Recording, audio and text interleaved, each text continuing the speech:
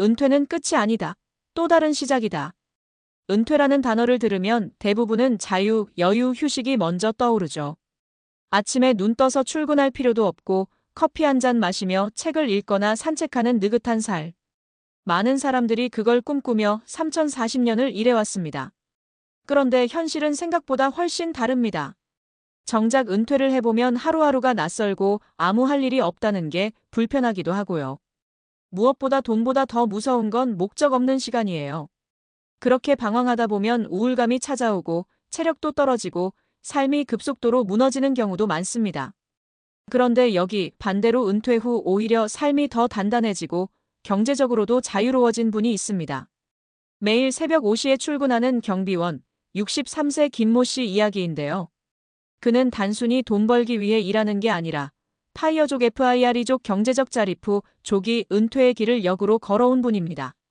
그의 삶을 들여다보면 은퇴 준비의 본질과 방향성을 다시 생각하게 됩니다. 본문 은퇴 후 파이어족이 된 63세 경비원의 이야기. 1. 은퇴 후에도 일하는 이유는 단순히 돈이 아니었다. 많은 사람들이 나이 들면 쉬어야지라고 생각합니다. 맞는 말이죠. 그런데 여기엔 조건이 하나 붙습니다.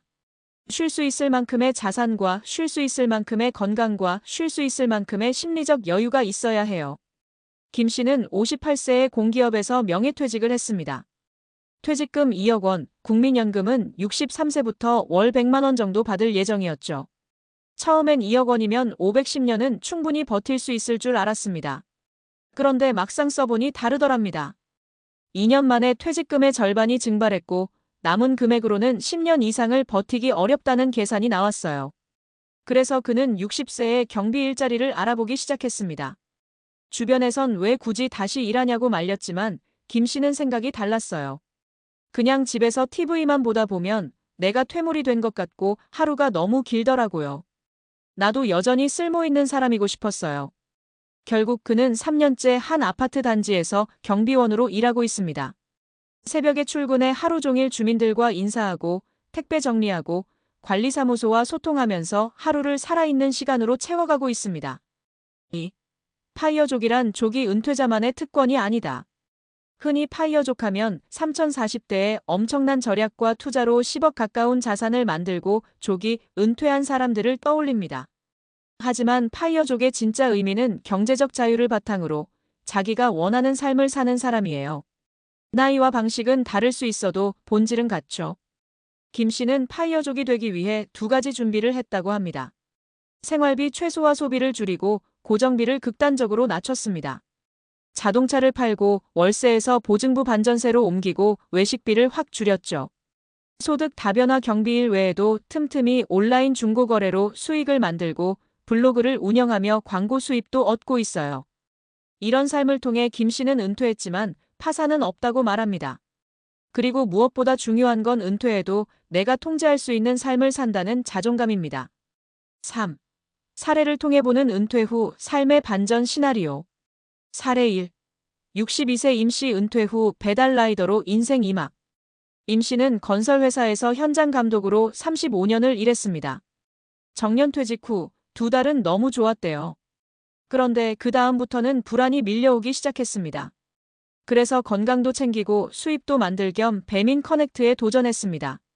전기자전거를 타고 하루 3시간 한 달 6,070만 원을 벌지만 자신이 다시 사회의 구성원이라는 느낌에 큰 만족을 느낀다고 합니다. 돈보다 중요한 건 내가 아직 현역이라는 감각이에요. 사례 2. 64세 이 씨 온라인 재택근무로 경제적 자유 유지. 이 씨는 퇴직 후 영어 번역 알바를 시작했습니다. 처음엔 용돈벌이였는데 점점 일이 들어오면서 월 100만 원 이상 벌게 됐고 지금은 오히려 직장 다닐 때보다 자유롭고 여유롭게 삽니다. 스마트폰과 노트북만 있으면 어디서든 할 수 있는 일이라 여행도 자유롭게 다니고 있습니다. 퇴직이 내 커리어의 끝이 아니라 리셋 버튼이었어요. 사례 3. 59세 정 씨 카페 창업 대신 유튜브로 수익 창출. 정 씨는 퇴직금으로 카페 창업을 고민했지만 대신 딸의 권유로 유튜브를 시작했습니다. 퇴직 전 30년 동안 전산 시스템을 다뤘던 경험을 살려 엑셀 실무 팁 콘텐츠를 만들었고 구독자가 3만 명을 넘으면서 월 200만 원의 광고 수익을 얻고 있습니다. 정 씨는 말합니다. 내가 해왔던 일도 누군가에겐 필요한 정보가 된다는 게 신기하더라고요. 결론 은퇴는 끝이 아니라 업데이트다. 김 씨는 이렇게 말합니다. 내가 경비원이라는 직업을 선택한 건 돈 때문만은 아닙니다. 하루에 나를 기다리는 일이 있고 나를 반겨주는 사람들이 있고 내가 살아있다는 느낌이 좋습니다. 은퇴 후에도 계속 출근하는 63세 경비원. 겉으로 보면 힘들어 보이지만 속을 들여다보면 누구보다 자유롭고 주도적인 삶을 살고 있는 거죠. 결국 은퇴 준비의 핵심은 얼마 모았느냐보다도 나는 어떤 방식으로 살아가고 싶은가? 라는 질문에 대한 답을 찾아가는 과정입니다. 지금부터라도 늦지 않았습니다. 작게라도 수익 루트를 만들고 하루의 의미를 만들고 나만의 은퇴 시나리오를 설계해보세요. 그게 진짜 파이어족으로 가는 첫걸음일지도 모릅니다. 63세인데 왜 아직도 일하세요? 이 질문, 은퇴한 분들에게 종종 듣습니다. 왜 아직도 아침마다 새벽 출근을 하세요? 편히 좀 쉬세요. 이 나이에 일하느라 고생이 많으시네요. 근데요, 정말 그럴까요? 요즘 제가 상담하는 분들 중엔 60대 중반에도 여전히 뚜벅뚜벅 출근하고 스스로 일거리를 만들어내고 오히려 은퇴 전보다 삶이 더 단단해졌다는 사람들이 꽤 많습니다.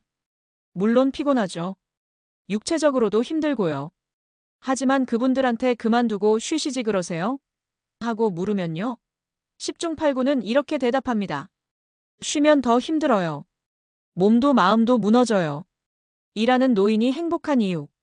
사실 일이라는 건 단순히 소득을 얻기 위한 수단만은 아니에요. 퇴직 후 삶에서는 자존감의 원천이기도 합니다.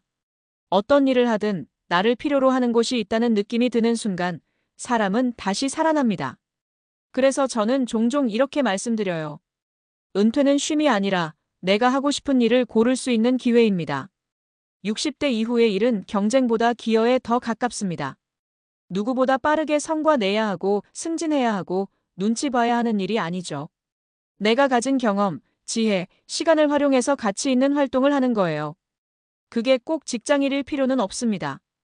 강의, 멘토링, 글쓰기, 유튜브, 블로그, 배달, 경비, 편의점 아르바이트 등등. 요즘은 일의 형태가 정말 다양해졌거든요. 돈보다 무서운 건 목적 없는 시간. 자, 이제 현실 얘기 좀 해볼까요? 많은 분들이 난 연금도 있고 퇴직금도 받았고 집도 있으니까 괜찮아라고 말씀하세요. 맞습니다. 근데요, 돈이 있다고 해서 마음이 풍요로운 건 아니에요. 오히려 시간만 많아지고 할 일은 없고 관계는 끊기고 하루하루가 지루해지는 분들이 더 많습니다. 제가 직접 상담했던 한 61세 은퇴자분은 이렇습니다. 퇴직하고 첫 한 달은 정말 좋았어요. 근데 그 다음부터 하루가 너무 안 가요. 그냥 TV 보다가 밥 먹고 자고 뭘 위해 사는 건지 모르겠더라고요. 이런 얘기를 들을 때마다 전 늘 느껴요. 우리가 진짜 두려워해야 할 건 빈 통장이 아니라 텅 빈 시간입니다. 은퇴 후 일자리, 어떻게 접근해야 하나? 그렇다면 어떻게 준비해야 할까요? 은퇴 후 일은 먹고 살기 위해 어쩔 수 없이 선택하는 게 아니라 내가 원하는 삶의 방식과 연결된 방향성을 찾는 작업입니다. 1. 내가 하고 싶은 일과 잘할 수 있는 일 구분하기. 은퇴 후에 이제 나도 카페나 할까? 작은 가게나 열까? 라고 생각하는 분들 많죠. 근데 이건 꽤 위험한 접근입니다. 하고 싶은 일은 중요하지만 내가 그것을 감당할 수 있을지도 따져봐야 해요. 체력은 되는가? 매일 그 일을 꾸준히 할 수 있는가? 손해가 났을 때 감당 가능한가? 단순히 로망만으로 창업하는 건 은퇴자금 올인과 마찬가지예요. 하고 싶은 일보다 잘할 수 있는 일부터 다시 보는 게 먼저입니다. 2. 자산을 활용한 소득 다변화 시도하기. 꼭 몸으로 뛰지 않아도 됩니다. 요즘은 인터넷 기반의 일자리, 재택근무, 디지털 콘텐츠 제작 등 비대면 수익 루트가 많아졌어요. 평생 회계 일하셨던 분이 엑셀 강좌 유튜브를 시작하고 영어에 강했던 분이 번역 플랫폼에서 소소한 일을 받고 전업주부였던 분이 중고거래로 월 50만 원 이상 벌기도 해요. 중요한 건 내 자산 경험, 지식, 시간을 어디에 어떻게 배치할 것인가입니다. 3. 정서적 자산도 준비하자. 돈보다 더 중요한 자산이 하나 있어요. 바로 정서적 자산, 즉 관계, 자존감, 역할감입니다. 이를 통해 사람들과 어울리고 규칙적인 생활을 하고 사회와 연결되어 있다는 느낌이 있으면요. 삶이 안정돼요. 불안도 줄고 건강도 좋아집니다. 파이어족은 30대만의 전유물이 아니다. 지금까지 파이어족이라고 하면 젊을 때 돈 모아 40대에 은퇴하는 사람들을 떠올렸죠. 근데요, 지금 이 시대의 진짜 파이어족은 60대 이후에도 자신만의 속도로 원하는 방식으로 삶을 재설계하는 사람들입니다. 앞서 소개했던 63세 경비원 김 씨처럼요. 그는 퇴직했지만 매일 출근합니다. 누가 시킨 것도 아니고 생계가 급한 것도 아닙니다. 그저 살아있는 감각을 유지하고 싶어서죠. 그는 파이어족입니다. 경제적 자립을 넘어 삶의 주도권을 되찾은 사람이니까요. 결론, 은퇴 준비는 돈보다 일을 준비하는 것이다. 자, 이쯤 되면 질문을 바꿔야 해요. 얼마 모아야 은퇴할 수 있을까? 이건 중요한 질문이지만 절반짜리입니다. 진짜 중요한 질문은 이거예요. 은퇴한 다음엔 뭘 하며 살고 싶은가? 그걸 지금부터 어떻게 준비할 수 있을까? 내가 가진 경험, 능력, 자산, 네트워크, 이걸 가지고 은퇴 후에 일자리를 설계하는 작업. 이게 진짜 퇴직 준비입니다. 60대에도 매일 출근하고 자기 삶을 주도적으로 사는 사람. 그런 사람이 점점 늘어나야 이 사회도 함께 건강해질 수 있겠죠.